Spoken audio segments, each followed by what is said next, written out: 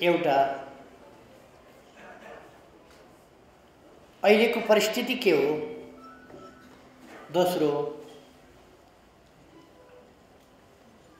हामी कता जान खोजिरहेका छौं, के गर्न चाहिरहेका छौं, तेस्रो हामी के गरिरहेका छौं।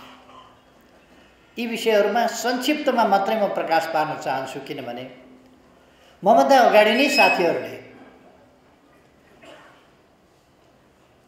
यी सबै विषयमा प्रकाश पारि पनि सक्नुहुन्छ। एकदम संक्षिप्तमा मात्रै म राख्न चाहन्छु। हाम्रो देश अहिले प्रतिनिधि सभाको निर्वाचनतर्फ लागेको छ।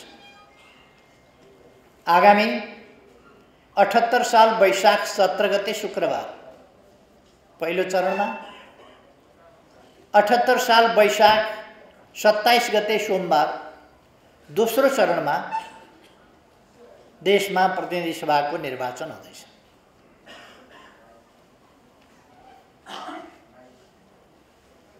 यो निर्वाचन देशको भविष्य कस्तो हुने भन्ने कुराको फैसला गर्ने निर्वाचन हो। यो निर्वाचन हाम्रो पार्टी, यो पार्टी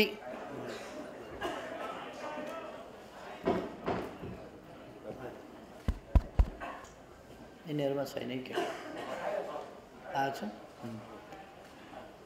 यो निर्वाचनले अब देशको भविष्य कस्तो हुने, देश कता जाने भन्ने कुराको टुङ्गो गर्नेछ।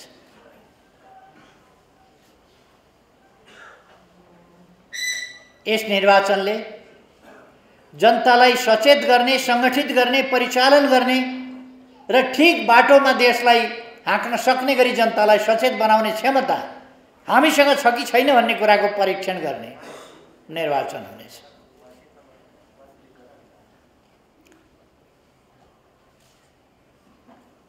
हामीले यसलाई एउटा परीक्षाको रूपमा पनि लिनुपर्नेछ। नेपाली जनताले थुप्रै आन्दोलनहरू गरेका छौं, थुप्रै आन्दोलनहरू। खासमा यो आन्दोलन होइन, तर एउटा आन्दोलनको रूपमा यो निर्वाचन अगाडि आएको छ।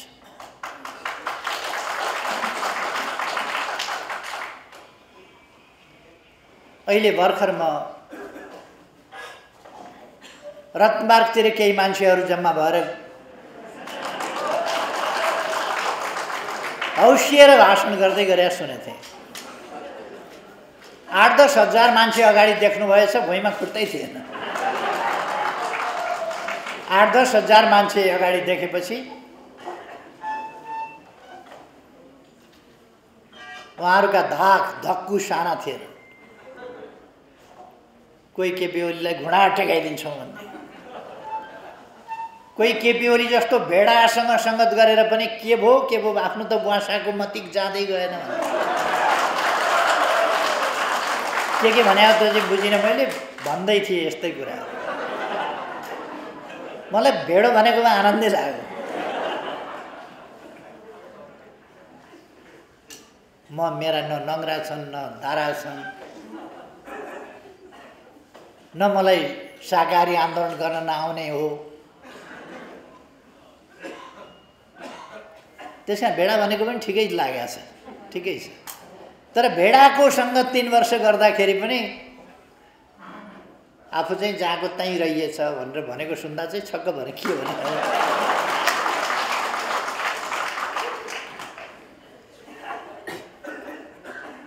यस आगामी निर्वाचनले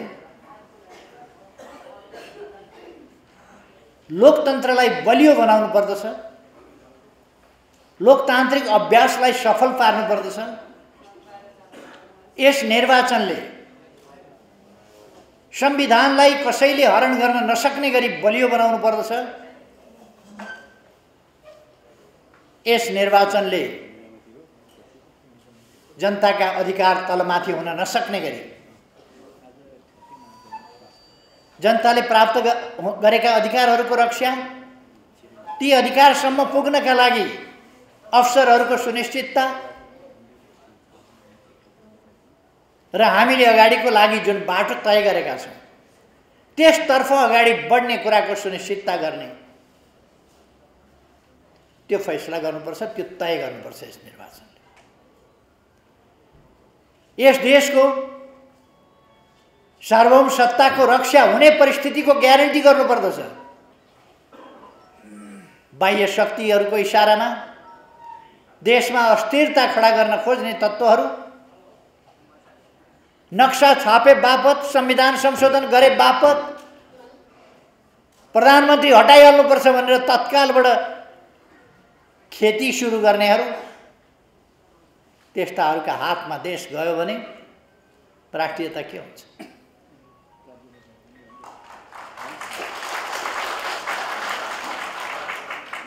तपाईहरुले सुन्नुभएको छ जहिले जहिले म धेरै कुरा भन्न चाहन्न, को कस्ता हुन् भनेर मैले चिनाइरहनु पर्ने अब जस्तो लाग्दैन,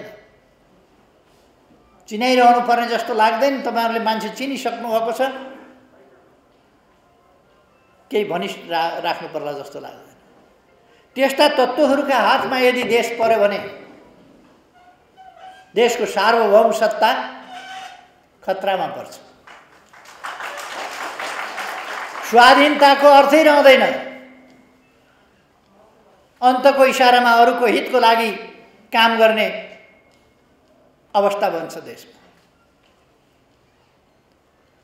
भौगोलिक अखण्डताको अर्थै हुँदैन, नक्सा मेटिन्छ फेरि। त्यसकारण यी कुराहरूको सुनिश्चित गर्ने गरी आगामी निर्वाचनमा हामीले प्रस्तुत हुनुपर्नेछ। जनतालाई सचेत गराउनु पर्नेछ, संगठित गराउनु पर्नेछ।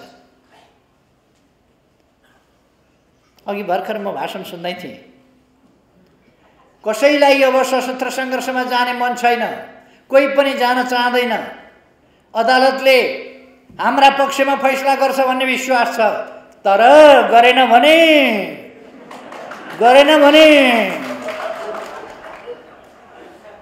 अब तपाईहरु बुझ्नुहोस्, कसैलाई अराजकता मचाउने इच्छा छैन, तर केपी ओलीको तानाशाहीको पक्षमा फैसला भएछ भने उहाँहरूको भाषण त्यो थियो।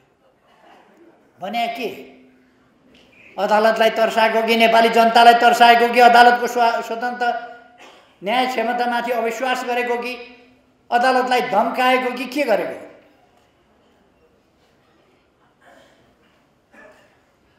खैर, नेपाली जनताले यस्ता कुरा आफै बुझ्छन्।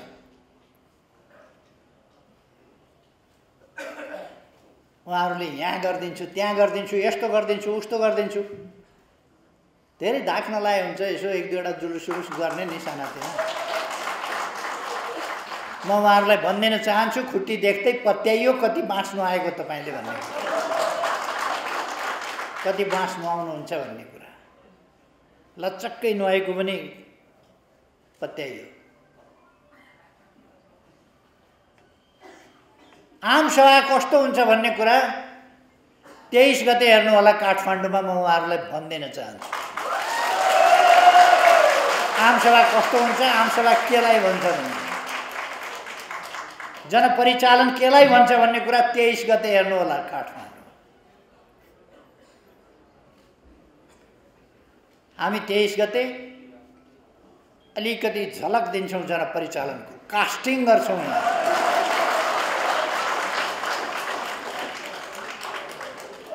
साँच्चैको जनसभा त्यसपछि आउँछ, जनप्रदर्शन त्यसपछि आउँछ। त्यसकारण हामीले 23 गते, यो बीचमा हामी अलिकति बढी नै व्यस्त भयौँ, नत्र हामी उहाँहरूलाई आजको भोलि नै देखाइदिन्थ्यौँ जनसभा कस्तो हुन्छ, जनपरिचालन।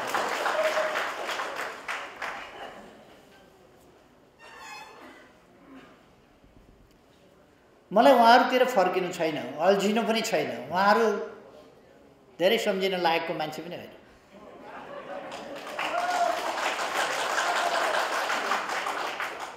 हामी एउटा अभियानमा छौँ। हामीले लामो समय सङ्घर्ष गरेका छौँ। कतिपय साथीहरू अचम्म लाग्छ, उहाँहरूको राजनीतिक जीवन त मभन्दा अलिक कान्छै छ, किन धाक लाउनुहुन्छ यस्तो भनेर। बडो धाक लाउनुहुन्छ, किन शताब्दीौँ सङ्घर्ष गरेको जस्तो। खैर म त्यता नजाउँ।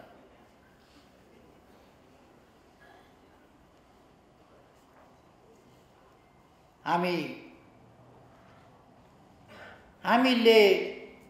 हाम्रो गन्तव्य निश्चित गरेका छौँ अगाडि नै, समृद्ध नेपाल, सुखी नेपाल। हामी नेपाल देशलाई समृद्ध बनाउन चाहन्छौँ र नेपाली जनतालाई सुखी बनाउन चाहन्छौँ।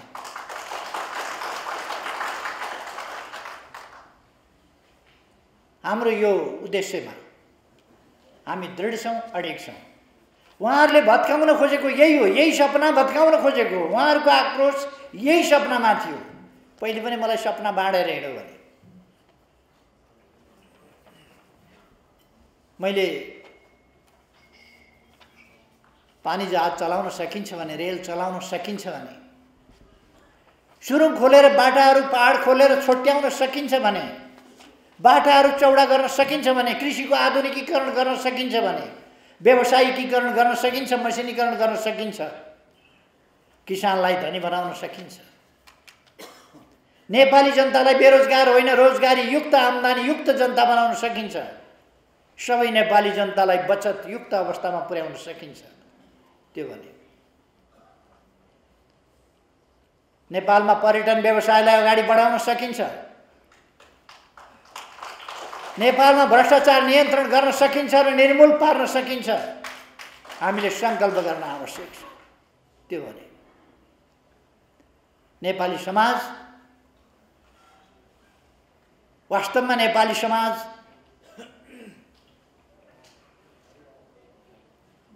यो शताब्दी, लगभग एक शताब्दीको अवधि नेपाली समाज 97 सालबाट गन्ने हो भने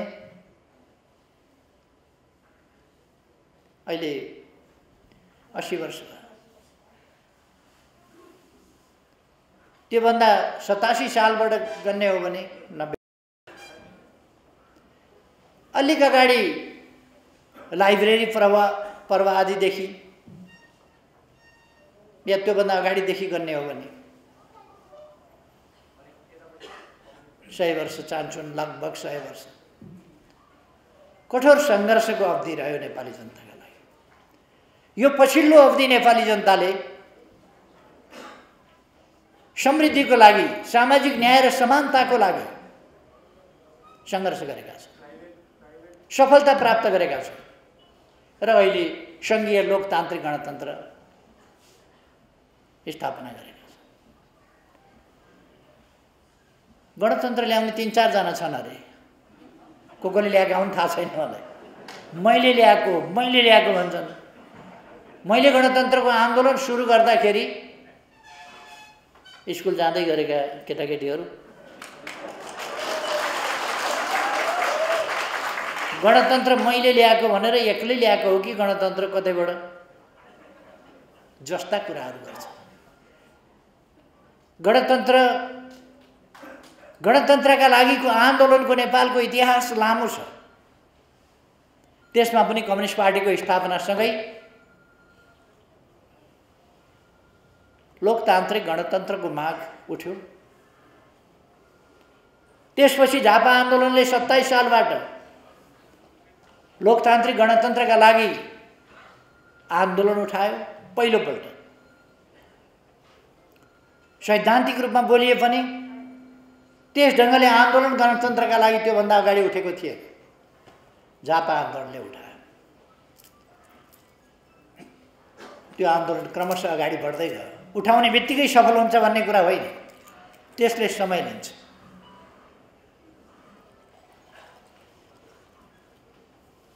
अहिले उहाँहरूका मुखमा एउटा खुब झुन्ड्याउने गर्छ।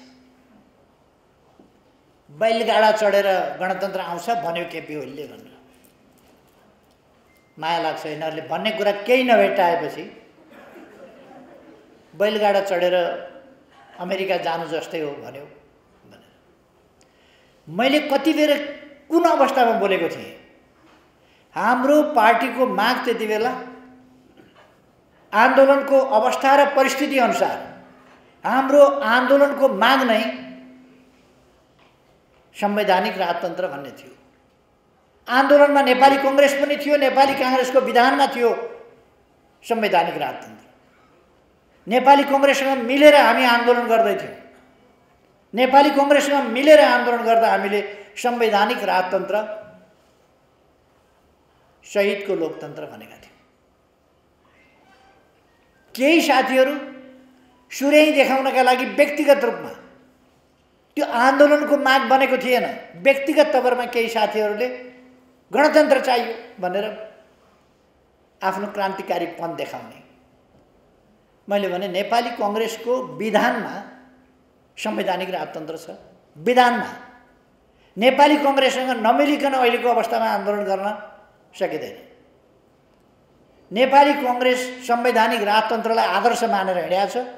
त्यो कुरालाई स्वीकारेर हामी आन्दोलनमा छौँ। अनि आन्दोलनको माग एकातिर, केही साथीहरूले क्रान्तिकारिता देखाउँछन्। त्यो क्रान्तिकारिता त धेरै अगाडि मैले व्यवस्थित रूपमा उठाएको माग हो, तर अहिलेको आन्दोलनको माग होइन। किनभने हामीले अहिलेको आन्दोलनको माग त्यो गरेका छैनौँ। त्यो कुरा मैले भनेको थिएँ। अनि यस आन्दोलनबाट गणतन्त्र प्राप्त हुन्छ भन्ने कुरो बैलगाडा चढेर अमेरिका जाने भने जस्तै हो, जो असम्भव छ। किनभने आन्दोलनको मागै छैन त कहाँबाट पुग्छ त्यहाँ? मैले त्यो भनेको थिएँ। अब त्यसलाई अपव्याख्या गरेर बैलगाडा भन्ने शब्द भनेको थियो। बैलगाडा भन्थ्यो। राजनीतिक विश्लेषण भनेको उहाँहरूलाई आउँदैन। यथार्थ कुरा गर्न उहाँहरूलाई आउँदैन। राजनीतिक विश्लेषण आउँदैन। अनि उहाँहरू भन्नुहुन्छ बैलगाडा भन्थ्यो। गणतन्त्रकै पक्षमा थिएन। उहाँहरू जस्तो लुकेर ज्ञानेन्द्र कहाँ गएर राति राति रक्सी खाएर लोकतन्त्रका विरुद्ध षड्यन्त्र गर्ने बानी मेरो छैन। मैले नभनेको। ज्ञानेन्द्र कहाँ गएर राति राति लुकेर कतिपल्ट रक्सी खानुहुन्छ? मेरो त्यो बानी छैन। त्यस्तो लुकी चोरी कामहरू गर्ने आदत छैन। म जे भन्छु, जे गर्छु खुल्ला गर्छु, पारदर्शी ढङ्गले गर्छु।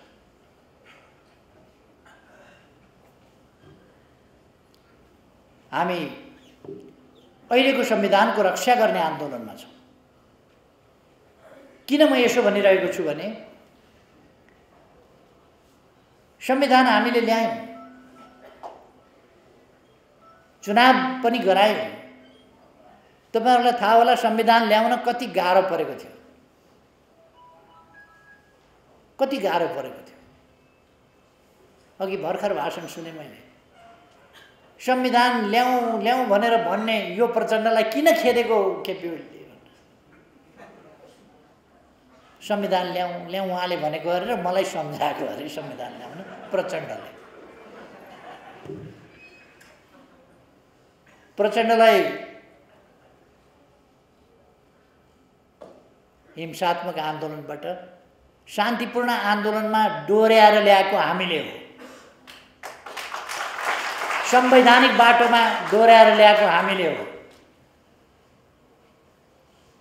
उहाँ त सत्तामा पुग्ने सिँढी बनाउनका लागि दुनियाँका छोराछोरीलाई आवेश उत्तेजनामा ल्याएर हिंसा मचाइरहनु भएको थियो। पछि दुनियाँका छोराछोरी अलपत्र पारिदिनु, आफू स्याट्ट भर्याङ चढेर सिक्लेसबाट हेलिकप्टर चढेर काठमाडौँमा ओर्लिएका दिनदेखि उहाँको अवतार परिवर्तन भएको होइन। खै हामीले बडो कठिनले संविधान ल्याएका हौँ। बडो कठिनले अनेक शक्तिहरूले ल्याउन नदिँदै रोक्दा खोज्दै रोक्न नदिएर संविधान ल्याए। त्यसपछि हामीले संविधानको कार्यान्वयनको कोसिस गर्यौं, चुनाव गराउने कोसिस गर्यौं। त्योभन्दा अगाडि तपाईहरुलाई सम्झना होला, संविधान सभाको चुनाव त गराइयो, संविधान सभालाई संविधान बनाउन नदिएर 4 वर्षमा भङ्ग चाहिँ कसले गरेको थियो? म उहाँलाई सम्झाउन चाहन्छु, एकपल्ट यसो सम्झिनुहोस् त, कसले भङ्ग गरेको थियो? प्रचण्ड र बाबुरामले भङ्ग गरेको होइन संविधान सभा, समाप्त पारे होइन, फेरि मुस्किलले संविधान सभाको चुनाव गरायो।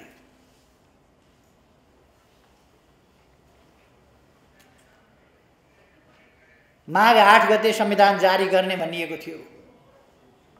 माघ 8 गते संविधान जारी हुन्छ भनेर माइक निमट्तै हान्दै गरेर मेरो छातीमा माइकले हाने होइन, बसेकै ठाउँमा।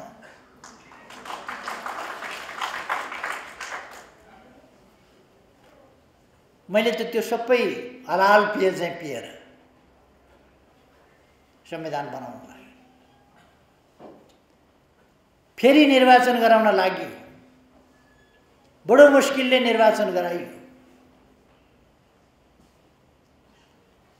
अनि प्रधानमन्त्री बनाउनका लागि उहाँले हामीसँग एकता गर्नुभयो, पार्टी एकता गर्नुभयो, एकीकरण गर्नुभयो। एकीकरण गरेको अहिले त के भन्नुहुन्छ? केपी ओलीलाई एकीकरण गरेर एकता गरेर प्रधानमन्त्री बनाउने म भनेर उहाँले मेरा लागि एकता गर्नुभएको। अब जुन हालत हुनेवाला छ त्यो त पोरपरै भइसक्थ्यो उहाँको। अब जे हुनेवाला छ चुनावमा त्यो अघिल्लै चुनावमा भइसक्थ्यो। मैले अस्ति नै भनिसकेँ, 2 अङ्कको सिट ल्याएर देखाउनुस् न तपाईहरु। अहिले देश एउटा गम्भीर मोडमा छ। अदालतलाई धम्की दिन खोजिएको छ।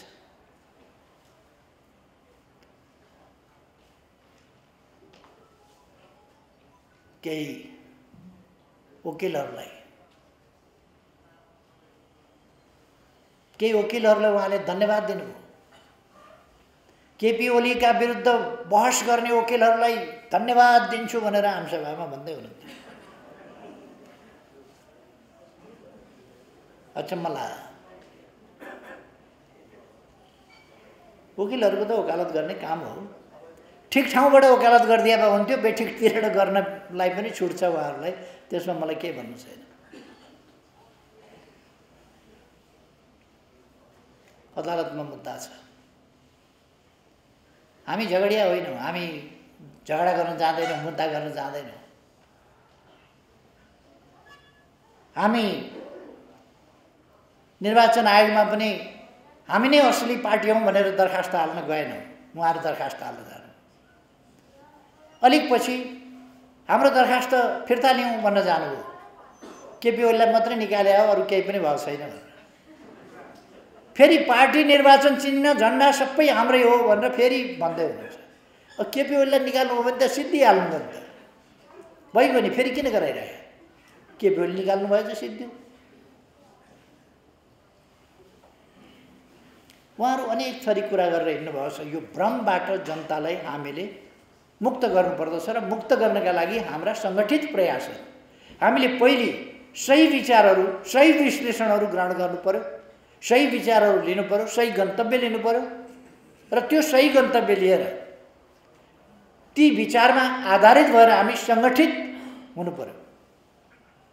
सुदृढ मजबुत सङ्गठन, र त्यो मजबुत सङ्गठन अत्यन्तै गतिशील ढङ्गले अगाडि बढ्नु पर्यो, अनुशासित ढङ्गले अगाडि बढ्नु पर्यो। आज हाम्रो लागिको आवश्यकता थियो। मार्क्सवादी दर्शनबाट निर्देशित छौँ हामी, मार्क्सवादी लेनिनवादी सिद्धान्तबाट निर्देशित छौँ हामी, मदन भण्डारीका सामयिक विचारहरूमा आधारित जनताको जनवादबाट निर्देशित छौँ हामी। त्यस अनुसार अगाडि बढौँ हामी। स्पष्ट हुनुपर्दछ, यसमा हामी अलमलमा हुनु पर्दैन। हामीले लिएको जनताको जनवाद मदन भण्डारीले अगाडि सार्नुभएका विचारहरू नै हुन् र त्यही विचारकै आधारमा हामी सङ्गठित भएर अगाडि बढेका छौँ। सही बाटो त्यही नै हो। अहिले हामी हिँडिरहेको बाटो, अरू पनि हिँडिरहेको बाटो चाहिँ त्यही हो। उद्देश्य के होलान्, फरक होलान्, बेग्लै कुरा हो। तर केही संविधान नमान्ने तत्त्वहरू, हिंसा फैलाउने तत्त्वहरू बाहेक जो संविधान अन्तर्गतका शान्तिपूर्ण मूलधारका राजनीतिमा सक्रिय छन्, उनीहरूले हिँडिरहेको बाटो भनेको मूलतः जननेता मदन भण्डारीले भनेकै बाटो हो। त्यसको अंश होला, त्यसको पूर्णता होला। हामीले हिँडिरहेको बाटो मदन भण्डारीले अगाडि सारेका विचारहरूको सम्पूर्णताको बाटो हो। अरूले हिँडेको अलिक अंश समात्या होला, तर त्योभन्दा बाहिर अरूका पनि सोचहरू चाहिँ छैन। हाम्रो जस्तो उहाँहरू पूर्णतामा पुग्नुभएको छैन। हामीले ती विचारहरूलाई लिएर सुदृढ सङ्गठन, अब पार्टीमा हिजोको जस्तो व्यक्तिका गुट, समूहको पार्टी, समूहको मोर्चा जस्तो पार्टी यो होइन। अब हाम्रो पार्टी एक ढिक्का पार्टी हो। उहाँहरू अलिकति जानुभयो, उहाँहरू अलग भएर जानुभयो। यद्यपि हामीले निकालेका छैनौँ, पार्टी फुटको घोषणा भएको छैन, केही पनि छैन। उहाँहरू अलग भएर जानुभएको छ, उहाँहरू उफ्रिरहनु भएको छ। केही बसहरू परिचालन गरेर अलिअलि मान्छे आज जम्मा पनि गर्नुभयो त्यहाँ देशभरिबाट। देशभरिका उहाँहरूका मान्छे भेला गर्दा हामीभन्दा अलिक धेर गरेका छ। अहिले यहाँ एक सेक्टरको भेलाभन्दा अलिक धेरै छन्, देशभरिबाट जम्मा गरे हो। हामीले उहाँहरूलाई निकालेको छैन। तर आन्दोलनले एउटा शुद्धिकरण खोजेको थियो। तपाईहरु विचार गर्नुस्, यो यसभन्दा अगाडि यो 3 वर्ष जसरी पार्टी चलेको थियो के पार्टी त्यसैगरी चल्न सक्छ? टेलिभिजनमा हेर्नुभयो भने अरू भेटिदैन। 1-2 जना बुद्धिजीवीहरू हौ भन्नेहरूले हामीलाई गाली गरेर देखिन्छ, नत्र भने पार्टीकै नेताहरू गएर पार्टी नेतृत्वका विरुद्ध, पार्टी नीतिका विरुद्ध, पार्टीले गरेका कामका विरुद्ध, सरकारले गरेका कामका विरुद्ध सरकारको उचित्व काटेर आलोचना गरेको हुन्छ, विरोध गरेको हुन्छ, निन्दा भण्डाफोर गरेको हुन्छ, भर्त्सना गरेको हुन्छ पार्टीका नेताहरू गएर। त्यसै गरेर पार्टी चल्छ। त्यस्तै हुन्छ पार्टी। संसारमा अस्ति हाम्रो पार्टी जस्तो थियो त्यस्तै पार्टी चलेको संसारमा कहीँ देख्नुभएको छ तपाईहरुले? त्यस्तो पार्टी कहीँ देख्नुभएको छ? छेउमा बसेको अध्यक्ष, दोस्रो अध्यक्ष, उनले पार्टीका विरुद्ध, सरकारका विरुद्ध आफ्ना सम्पूर्ण साधन स्रोतहरू परिचालन गर्छ। यस्तो देख्नुभएको छ तपाईहरुले कुनै पार्टीमा? यतापट्टि भएको वरिष्ठ नेता, अर्को वरिष्ठ नेता पार्टीको विरोधमा बाहेक बोल्दै बोल्दैन। पार्टीको समर्थनमा कहिले बोलेको सुन्नुभयो तपाईहरुले? कहिले? सरकारले यत्रा राम्रा कामहरू गरेका छन्, ती कामहरूको पक्षमा बोलेको कहिले सुन्नुभयो? कहिल्यै बोल्दैन पक्षमा। अनि पार्टी चल्छ। पार्टी थियो र त्यो पहिले नै एउटा संयुक्त मोर्चाको रूपमा, त्यो पनि कमजोर धरातलमा बनेको संयुक्त मोर्चा जस्तो। संयुक्त मोर्चामा पनि एउटा मर्यादा हुन्छ। त्यो मोर्चामा बसेपछि मोर्चाको सरकारलाई पनि विरोध गरिँदैन, समर्थन गरिन्छ। तर आफ्नै पार्टीको मुख्य सचेतक पार्टीको पक्षमा संसदमा बोल्दैन। कस्तो चल्या होला? मन्त्रीले सरकारको पक्षमा बोल्दैन। कस्तो सरकार चल्या होला? यसै गरी चल्थ्यो पार्टी, यसै गरी चल्थ्यो। पार्टी जस्तो थिएन र पार्टीले शुद्धिकरण खोजेको थियो। कहीँ न कहीँ गएर यो पोइन्ट आउँथ्यो, शुद्धिकरण आवश्यक थियो, हुनै पर्थ्यो शुद्धिकरण। अब पार्टी झैँ चल्न थालेको छ। अब पार्टी एक ढिक्का छ। अब आधाले यता तान्ने, आधाले यता तान्ने रथ जस्तो हुँदैन। पार्टी एकैतिर तानिन्छ। हाम्रो सिङ्गो पङ्क्ति एकैतिर जान्छ अगाडि। हामी निर्वाचन सम्पन्न गर्छौं, बहुमतको सरकार बनाउँछौं, त्यसपछि सरकारमा हुनेहरू देश विकासको काममा जुट्छौं, देशलाई सुशासन दिने काममा जुट्छौं र सिङ्गो पार्टी मङ्सिर 2 गतेदेखि सुरु हुने महाधिवेशनमा लाग्छ अत्यन्तै स्वस्थताका साथ। यसमा खास प्रतिस्पर्धाको छुट हुन्छ, तर अस्वस्थ प्रतिस्पर्धा गर्न मिल्दैन। स्वस्थ प्रतिस्पर्धा। अब हामीले फेरि उही कुरा दोहोऱ्याइरहन दिन सक्दैनौँ। यस्तै घटना फेरि दोहोरिनु हुँदैन हाम्रो आन्दोलनमा, हाम्रो पार्टीमा।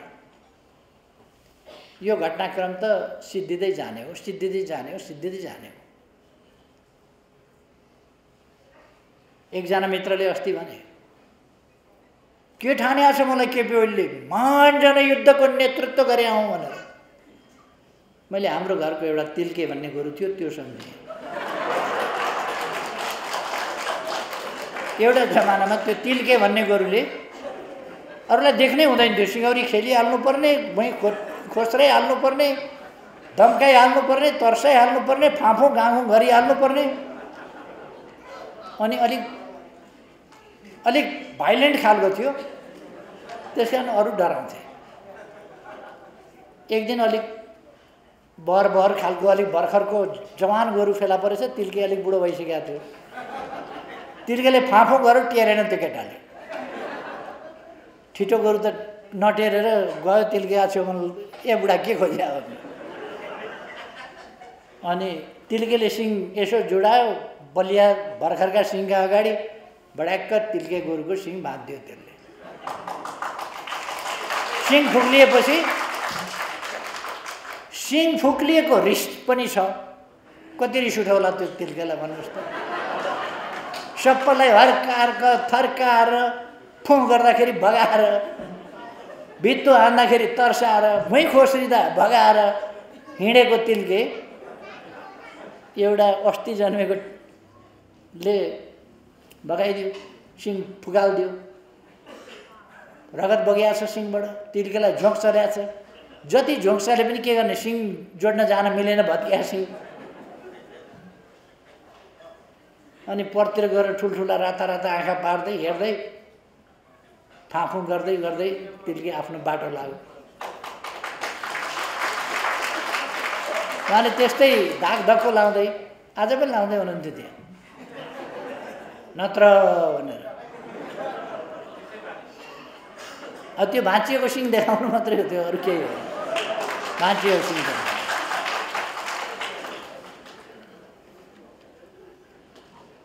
हामी उहाँहरूसँगको हाम्रो कुनै प्रतिस्पर्धै छैन, कुनै प्रतिस्पर्धा गर्नु पनि छैन। जनताको, नेपाली जनताको उहाँहरूसँग कुनै सकारात्मक क्रियाकलापको, सकारात्मक सोचको, सकारात्मक विचारको, देशभक्तिको, लोकतान्त्रिकताको अथवा जनपक्षीय कुनै कुराको, जनताप्रति संवेदनशील हुने कुराको अथवा विकास निर्माण गर्ने कुराको सन्दर्भमा उहाँहरूसँग जनताको कुनै आशा छैन, भरोसा छैन, विश्वास छैन, आशै छैन केही पनि भने उहाँहरूको किन वास्ता गरिरहनुपर्छ। त्यसर्थ हामी अगाडि आफ्नो ढङ्गले बढ्दै जान्छौँ। हामीले बिल्कुल अनुशासित पार्टी निर्माण गर्नुपर्छ, बिल्कुल अनुशासित पार्टी। हाम्रा जनवर्गीय, पेशागत र सामुदायिक सङ्गठनहरू बिल्कुल अनुशासित हुनुपर्दछ, एक ढिक्का हुनुपर्दछ, देश र जनताका हितप्रति समर्पित हुनुपर्दछ, आफ्ना स्वार्थप्रति होइन। त्यस हिसाबले अबको आन्दोलन, अबको पार्टी, अबका सङ्गठन त्यस हिसाबले अगाडि बढ्नुपर्छ। सबैले मौका पाउँछ, अवसर पाउँछ, तर अस्वस्थ ढङ्गले अवसर लिने ओर्ने तरिका उहाँहरूको तरिका हो। त्यो उहाँहरूसँग गयो। एउटा राम्रै सायद इतिहासले यो एक दिन त खोजेकै थियो, यति बेरै आयो। हामी त्यस अनुसारको आन्दोलन अगाडि बढाउनुपर्छ। म साथीहरूलाई आग्रह गर्न चाहन्छु, तपाईँहरूका समस्या छन्, तपाईँहरूका समस्या, पेशागत क्षेत्रका समस्याहरू विभिन्न सेक्टरका समस्याहरू मैले सुनेको छु। तर तपाईहरुलाई थाहा छ मैले अलि पर्याप्त ध्यान दिन भ्याएको छैन। कस्तो हालतमा म रहेँ, एउटा पार्टीको सरकार भने पनि हामीले 2/3 को सरकार, झन्डै 2/3 को सरकार भने पनि सरकारको हालत के थियो भन्ने कुरा सरकारबाट भागेर हिँडेका मन्त्रीहरूका भाषण तपाईले सुन्नुभयो भने थाहा पाउनुहुन्छ। त्यस्ता मन्त्री लिएर, ती मन्त्री मैले छाने होइन, ती बोकाका मन्त्री कसरी काम गरिरहेको छु मैले, कसरी सरकार चलाएको रहेछु मैले, तपाईहरु अनुमान गर्न सक्नुहुन्छ। अघि एउटा कमेन्ट हेरेँ, एकजना मन्त्रीले केपी ओलीलाई घुँडा नटेकाइन्जेलसम्म यो आन्दोलन बिसाउँदैन उदम भनेछन्। तलतिर कमेन्ट लेखेछ, ए मल मन्त्री किसानलाई रुवाउनुसम्म रुवायो, अहिले फुर्ती गर्छौ भनेर। वास्तवमा त्यो भनेको पनि नमान्ने, गर्न पनि नगर्ने, अरूलाई गर्न पनि नदिने। अब नेपालमा मलको अभाव हुने छैन। अरूलाई गर्न पनि नदिने, आफू पनि नगर्ने, यसो गर्न भनेको पनि नमान्ने। कस्तो पीडा बोकेर म प्रधानमन्त्रीको कुर्सीमा बसे पनि कस्तो पीडा बोकेर बसेँ। पार्टीको अध्यक्ष भए पनि वरिपरि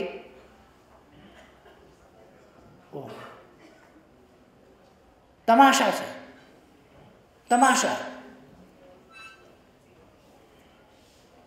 म देश बनाउने कुरा गर्छु,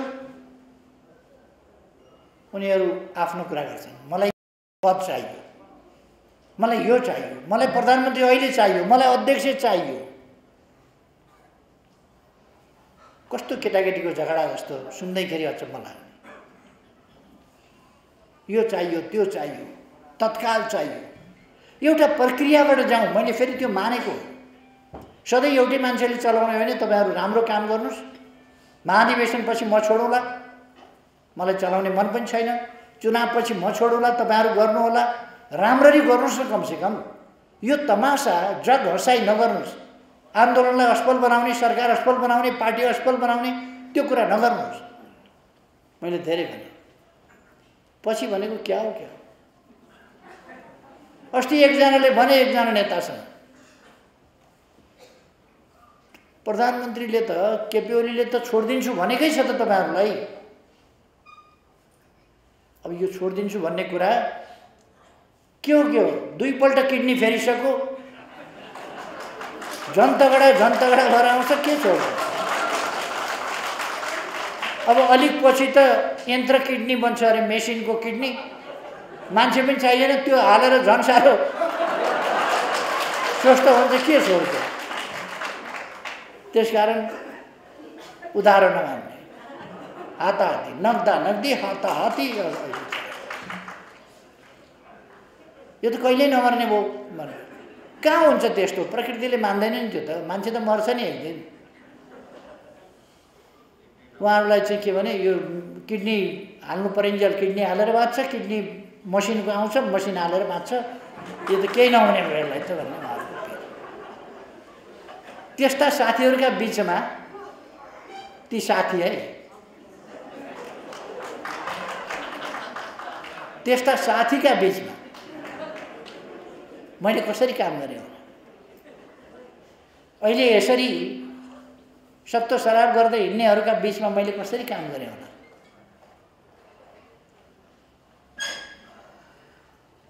खैर, हाम्रा आफ्ना गन्तव्यमा हामी अब एउटा अनुकूल वातावरण बनेको छ। पार्टी एक ढिक्का बनेको छ, एक डिरेक्सनमा, सही डिरेक्सनमा अब ठिक ढङ्गले अगाडि बढेको छ। म साथीहरूलाई भन्न चाहन्छु, कुनै अन्यल राख्नु पर्दैन। संविधानमा प्रतिनिधि सभा पुनर्स्थापना गर्ने कुनै ठाउँ संविधानमा छैन। वकिलले कुरा फिट्याफिट्यै छन् कोही वकिलहरूले।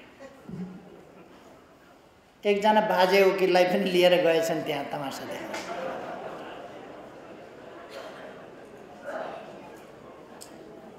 किन दुःख दिए हो बुढा मान्छेलाई?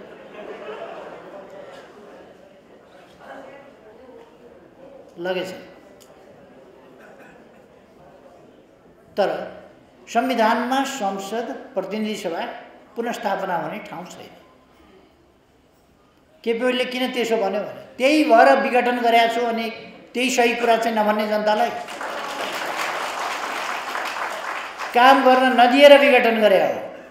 त्यो कुरा नभन्ने यिनै मान्छेहरू हुन् काम गर्न नदिने। त्यो यिनीहरूलाई नचिनाउने मैले देशलाई अगाडि बढ्न नदिने तत्त्वहरू यिनै हुन्।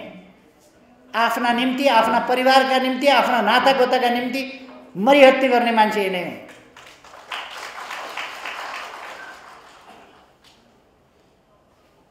अस्ति बडो मार्मिक ढङ्गले एउटा नेताले भाषण गरे। नातावाद कृपावादको विरोध गर्ने केपी ओली, उसका पो छोराछोरी छैन त। हाम्रा त छोरी छन्, हाम्रा त ज्वाइँ छन्। हामीले त हेर्नुपर्छ, हामीले त उनीहरूको ख्याल राख्नुपर्छ, उनीहरूको साथ पुस्ता बनाउनुपर्छ। उसको पो कोही छैन, ऊ केही गर्दैन। हामीले त हेर्नुपर्छ भनेर कमसेकम खुलेआम त्यति स्वीकारेकोमा धन्यवाद छ। देशका लागि काम गर्ने होइन रहेछ, जनताका लागि काम गर्ने होइन रहेछ। उहाँलाई यस ठाउँसम्म ल्याइ पुर्याउने तमाम ती सहयोगी योद्धाहरू, ती साथीहरू के हालतमा छ? ती तपाईँका छोराछोरी ठान्नु पर्थ्यो कि पर्दैन थियो? तपाईँले जनयुद्ध भनेर होमेका ती साथीहरू, ती शहादत प्राप्त गरेका योद्धाहरू, ती अङ्गभङ्ग भएका मान्छेहरू, तपाईँका आन्दोलन नामका पीडामा परेका मान्छेहरू, तिनका छोराछोरीहरू, ती पनि त कसैका छोराछोरी होलान् नि। ती छोराछोरी ठान्नु पर्थ्यो कि पर्दैन? उहाँले भन्नुभएछ मेरा त छोरी छन्, मेरा त ज्वाइँ छन्, मैले त हेर्नुपर्छ, म केपी ओली जस्तो होइन। उहाँले भन्नुभएछ राम्रै गर्नु, खुलस्तै गर्नु। अब उहाँहरूका यस्ता स्वैर कल्पनाका दिनहरू गए। उहाँहरूले आज धेरै ठुला ठुला कुरा गर्नुभयो। एउटा हिन्दी सिरियल आउँथ्यो, मुङ्गेर लाल के रङ्गीन सपने। धेरैले हेर्नु पनि भयो होला, मुङ्गेरी लाल के रङ्गीन सपने। हेर्नुभएको छैन भने त्यो अहिले पनि हेर्न पाइन्छ, युट्युबमा खोजेर हेर्नुहोस्। युट्युबमा सर्चमा गएर मुङ्गेरी लाल के रङ्गीन सपने हेर्ने बित्तिकै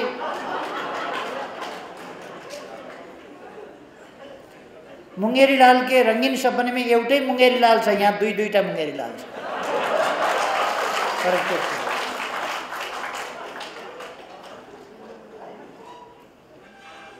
ती सपना देख्ने अरूका लागि होइन, आफ्ना लागि। मुङ्गेरी लालले पनि अरूका लागि सपना देखेन, आफ्ना लागि देख्थे। अनौठा अनौठा सपना देख्यो मुङ्गेरी लालले, तर अरूका लागि होइन, दुनियाँका लागि होइन, देशका लागि होइन, मानव जातिका लागि होइन, जनताका लागि होइन, आफ्ना लागि देख्यो।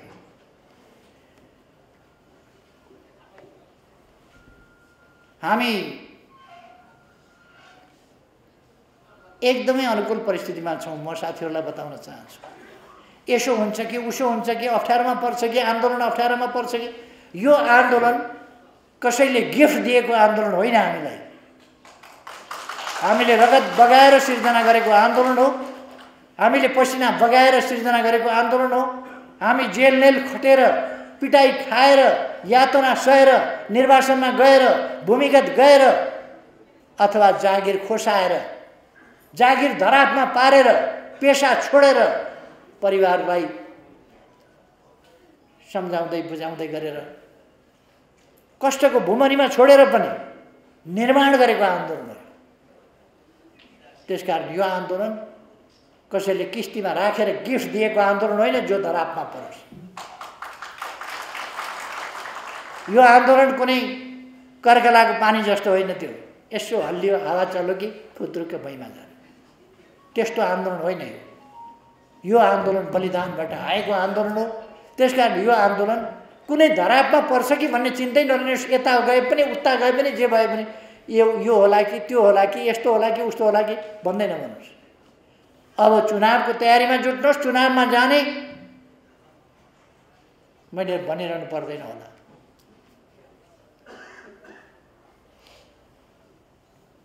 हामी एउटा इतिहास, नयाँ इतिहासको रचना गर्दैछौँ। आन्दोलन यस्तो पनि हुन्छ,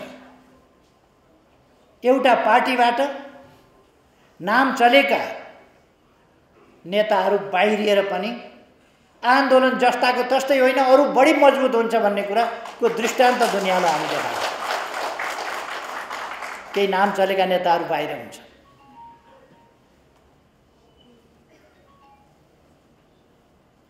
एउटा समय हुन्छ, जमाना हुन्छ। त्यो जमाना बुझ्न सकेन भने, चिन्न सकेन भने, समय परिवर्तन भएको थाहा पाएन भने, आफू आउटडेटेड भएको कुरा मान्छेले बुझेन भने त्यसलाई दशा लाग्छ। आउटडेटेड हुन्छ मान्छे, हरेकको आउटडेटेड हुने समय आउँछ। यी हाम्रा साथीहरू वैचारिक हिसाबले आउटडेटेड भए, उद्देश्यका हिसाबले आउटडेटेड भए। यिनीहरूको चिन्तनको विषय देश रहेन, जनता रहेन, मानव जाति रहेन, हाम्रा जनताले भोगिरहेका समस्या यिनका विषय रहेनन्। त्यसकारण हाम्रो ध्यान जनताले भोगिरहेका समस्याहरूबाट जनतालाई मुक्त गर्नेतिर जानुपर्छ। गएको छ, त्यसै कारण हाम्रो आन्दोलन सफलतापूर्वक अगाडि बढ्छ। उहाँहरूको आन्दोलन समाप्त हुन्छ किनभने उहाँहरूको विषय नै देश छैन, जनता छैन। जनताले भोगिरहेका समस्याहरू तिनको समाधान छैन।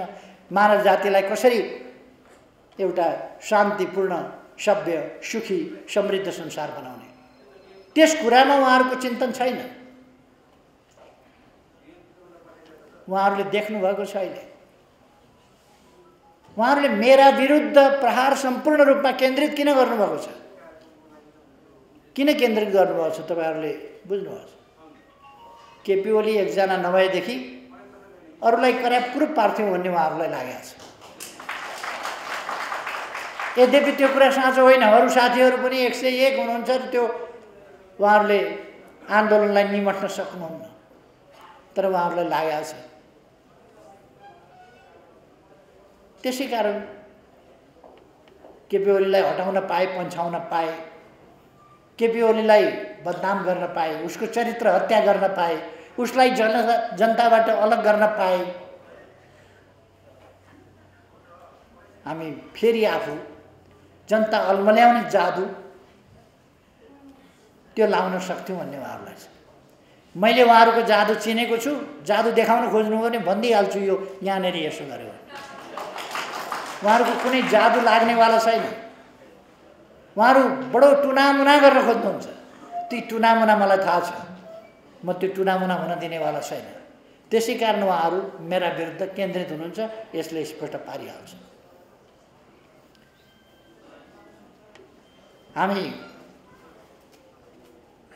हामीले थुप्रै उपलब्धिहरू हासिल गरेका छौँ।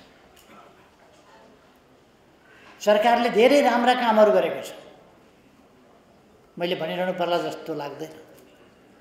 काठमाडौँका सहरहरू इतिहासमा कहिल्यै यस्ता थिए। कहिल्यै इतिहासमै काठमाडौँका सहरहरू यस्ता थिए। यो काठमाडौँका सहरको ब्युटिफिकेसन, बाटाहरूको ब्युटिफिकेसन यस्तो यो पुरा भयो भनेको होइन। सुरुवात हामीले गरेका छौँ र बडो सकारात्मक ढङ्गले सुरु गरेका छौँ। नयाँ ढङ्गले हामी अगाडि बढ्दैछौँ।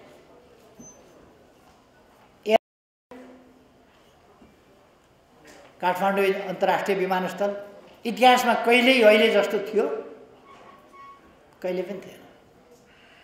यति बाटाहरू इतिहासमा कहिल्यै यति छिटो बनेका थिए। मैले तुइन विस्थापनको नारा ल्याएँ पहिलोपल्ट। मैले पुरा कार्यकाल काम गर्न पाइनँ, यसपल्ट तुइन विस्थापित गरियो। तुइन विस्थापित भए, पुल र झोलुङ्गे पुलहरू बने। यस वर्ष मात्रै 400 भन्दा बढी, यस बीचमा भनौँ 400 भन्दा बढी झोलुङ्गे पुलहरू बनेका छन्। यस बीचमा तुइनहरू विस्थापित भएका छन्।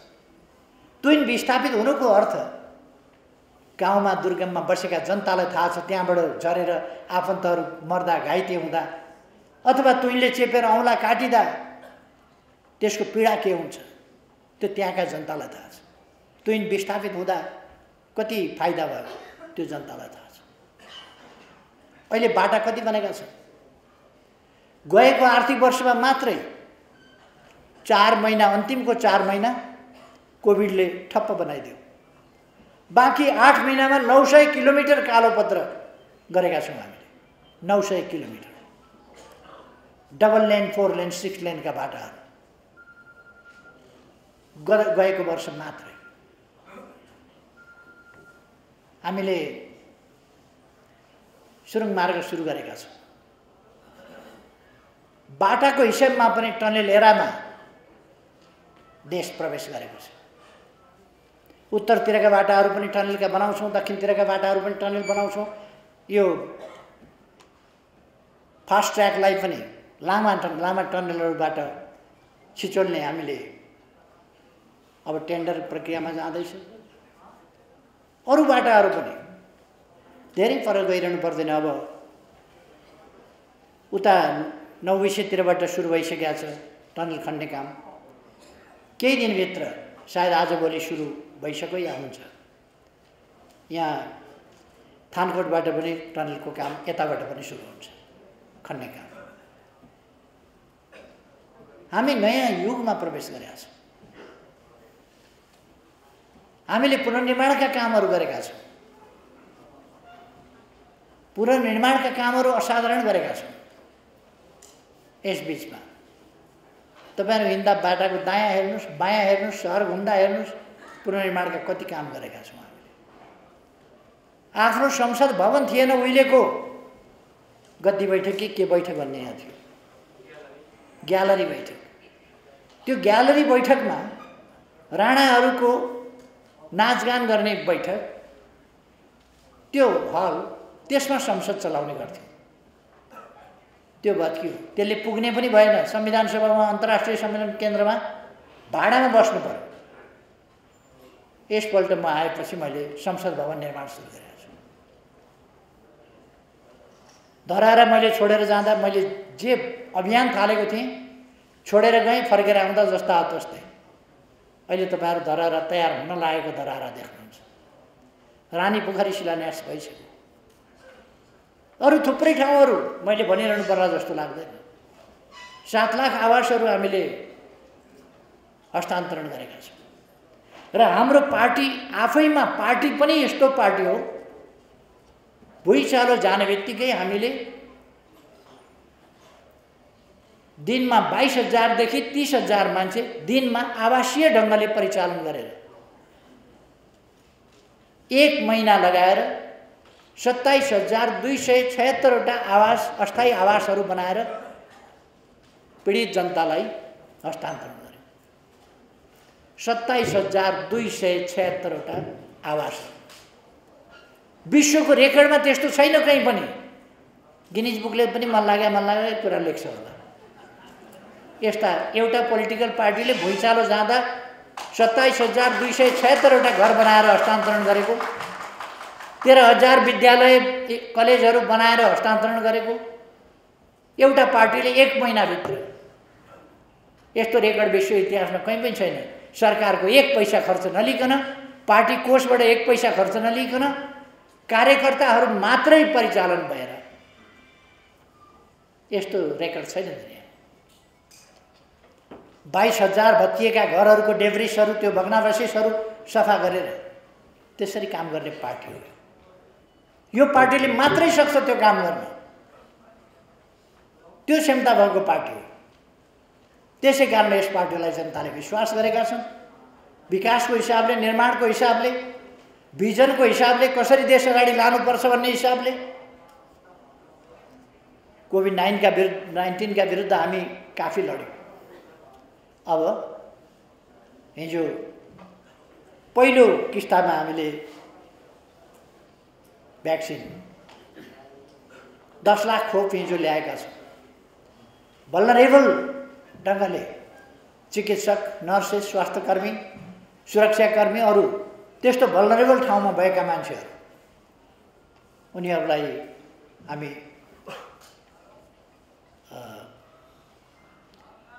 पहिलो प्राथमिकतामा वितरण गर्दैछौँ। 4,30,000 मानिसहरूको हामीले सङ्कलन गरिसकेका छौँ। 14 गतेबाट प्रारम्भ सायद होला खोप लगाउने कार्य। त्यसपछि अरू किस्ताहरू हामी ल्याउने प्रयासमा छौँ र छिटै ल्याउँछौँ र छिटै नै हामी देशलाई कोरोनाबाट मुक्त गर्छौँ। भ्याक्सिनहरू उहाँहरू सारा बल लगाइरहनु भएको छ, कुदिरहनु भएको छ। केमा कुद्नु भएको, केमा कुद्नु भएको? हामी जनताका सवालमा कुदिरहेका छौँ, देशको सवालमा कुदेका छौँ, लोकतन्त्रका लागि कुदेका छौँ, भ्याक्सिनका लागि कुदेका छौँ, खाने पानीको सुविधा पुर्याउन कुदेका छौँ, बिजुली पुर्याउन कुदेका छौँ, अरू सुविधाहरू उपलब्ध गराउन कुदेका छौँ। सडकमा बालबालिका भेट्टायो भने तिनलाई लगेर व्यवस्था गर्ने कुरामा कुदेका छौँ। सडक सहयोगापेक्षी मानवहरू भेटियो भने तिनको व्यवस्था गर्न कुदेका छौँ। गरिबहरूलाई रोजगारी कसरी दिने भनेर कुदेका छौँ। फुसका छानाहरूलाई टिनका छानाबाट विस्थापित गर्ने, आगलागीबाट जनतालाई जोगाउने, घरबार विहीनलाई जनता आवास मार्फत घर उपलब्ध गराउने त्यस अभियानमा लागेका छ। अब 1-2 वर्षभित्र फुसका छात्राहरू देशमा हुने छैनन्, टिनका घर मात्रै हुन्छ। यो अभियानमा हामी जुटेका छौँ। आवासविहीन कोही हुँदैन। जमिनको समस्या हामी 1-2 वर्षभित्र समाधान गर्दैछौँ। आयोग हामीले गठन गरिसकेका छौँ। हामी यी कामहरूमा लागेका छौँ। रुग्ण उद्योगहरू चलाउने, नयाँ उद्योगहरू स्थापना गर्ने त्यस काममा हामी लागेका छौँ। थला परेको पर्यटन व्यवसायलाई अगाडि कसरी बढाउने त्यसमा लागेका छौँ। कर्मचारीहरूका समस्या, शिक्षकहरूका समस्या, अरू युनिभर्सिटीका शिक्षक प्राध्यापकहरूका समस्या, अस्थायीका समस्या, करारका समस्यादेखि लिएर अनेक समस्याहरूको समाधान कसरी गर्ने त्यसमा हामी लागिरहेका छौँ। कसरी जनतालाई सुविधा सहुलियत दिन सकिन्छ त्यसमा हामी लागिरहेका छौँ। त्यसकारण म साथीहरूलाई आग्रह गर्न चाहन्छु, हामी महान उद्देश्यतर्फ अगाडि बढिरहेका छौँ। त्यो महान उद्देश्य हामी देशलाई शिरमा राखेर, जनतालाई मनमा राखेर, मानव जातिको सर्वोपरि हितका लागि, वातावरणप्रति सचेत रहेर, मानव अधिकारप्रति सचेत रहेर हामी अगाडि बढिरहेका छौँ। त्यसकारण म साथीहरूलाई आग्रह गर्न चाहन्छु, तपाईहरू आत्मविश्वासका साथ अगाडि बढ्नुहोस्। आत्मविश्वासका साथ यो देश हामीले बनाउने हो, हामीले बनाउनुपर्छ, अरू कसैले सक्दैन। अरूसँग दृष्टिकोण छैन, विचार छैन। त्यसकारण हामीले हाम्रा अग्रगामी विचारहरू दिएर यस देशलाई समतामूलक, समृद्ध, भयरहित अवस्थामा बाँच्न पाउने, सम्मानयुक्त ढङ्गले बाँच्न पाउने समृद्ध देश, सुखी देश, त्यो बनाउनुपर्छ। त्यस अभियानमा जुटौँ। मेरो आग्रह छ, साथीहरू अब नयाँ ढङ्गले सङ्गठित हुनुहोस्, तीव्र गतिले आफ्ना क्षेत्रका सङ्गठनहरूलाई चुस्त दुरुस्त बनाउनुहोस् र अगाडि बढ्नुहोस्। यही म आग्रह गर्न चाहन्छु। र तपाईँहरूलाई गर्नुपर्ने सहयोग पार्टीले गर्नुहोस्, यति भन्न चाहन्छु। साथीहरूले यस प्रकारको कार्यक्रमको आयोजना गर्नुभयो, यसका लागि धेरै धेरै धन्यवाद। मलाई पनि धेरै समय पर्खिनुभयो। म थुप्रैवटा कार्यक्रममा घुमिराखेका थिएँ, धेरैवटा कार्यक्रममा सहभागी हुनु थियो। त्यसबाट आउन थोरै झन्डै ढिलो हुन खोजेको थियो। उहाँले अलि लामै बोलिदिनु भयो र भ्याएँ। साथीहरूलाई धेरै धेरै धन्यवाद।